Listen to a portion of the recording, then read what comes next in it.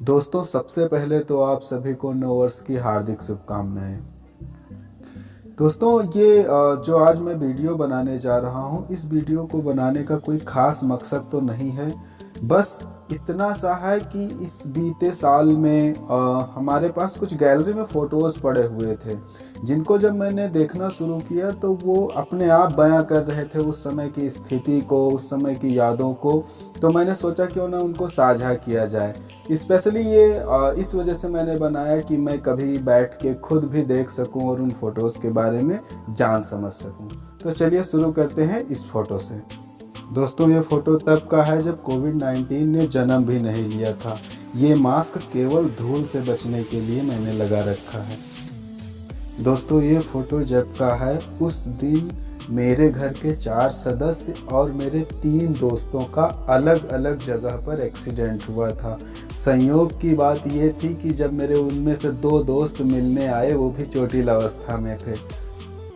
अजीब मूड था उस समय जब ये मैं थोड़ा सा पता नहीं क्या बनाने की कोशिश कर रहा था और क्या बन रहा था। बस ये जानता हूँ मूड उस समय थोड़ा अपसेट था मेरा। ये अजीब सी हरकतें तभी हो रही थी। सोते समय मैं कैसा दिखता हूँ ये सोचकर मैंने ये सोते हुए सेल्फी ली थी। इस फोटो में मैं अपने घर से 1100 किलोमीटर दूर कोलकाता में हूँ। सबसे बड़ी बात यह है कि इस समय मैं कथित रूप से डिप्रेशन की अवस्था में हूँ। जिस स्कूल में कभी सहायक अध्यापक के पद पर कार्य किया करता था, आज उसी स्कूल में मुख्य अतिथि बनने का सौभाग्य प्राप्त हुआ था। आज भी गाँव में वही चीज़ है, तकनीक को देखने के लिए लोगों की भीड़ उमड़ पड़ती है। ये तब का फ़ोटो है जब हमारे गांव में पहली बार गेहूं काटने की मशीन आई हुई थी। गांव के काफ़ी लोग उसे देखने गए थे। दुर्भाग्य से मेरे पास उस समय वहां फ़ोन था नहीं। जब तक मैं घर से अपना फ़ोन लेकर आता, वहां भीड़ तो कम हो चुकी थी, फिर भी काफ़ी गैदरिंग थी।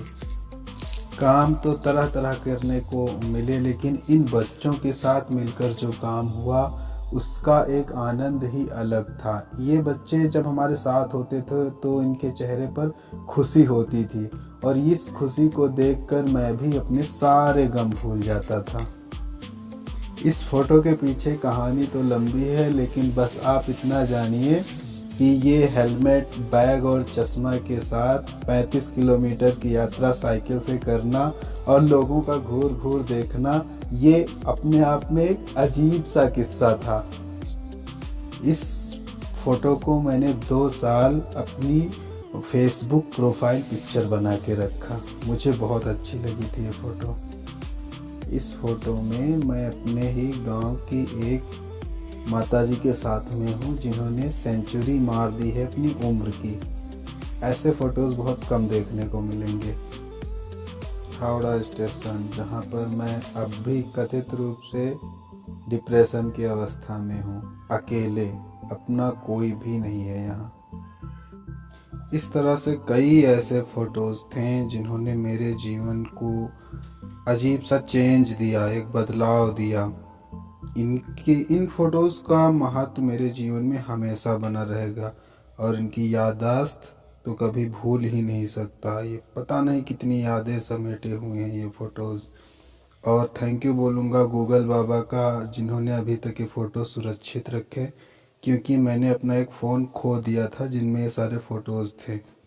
ये गूगल बाबा की कृपा है कि ये फिर से फ़ोटो मिल चुके हैं हमें, और यही कारण है कि इन्हें यूट्यूब पर डालने का मन कर रहा है कि ये हमेशा के लिए सुरक्षित हो जाएं।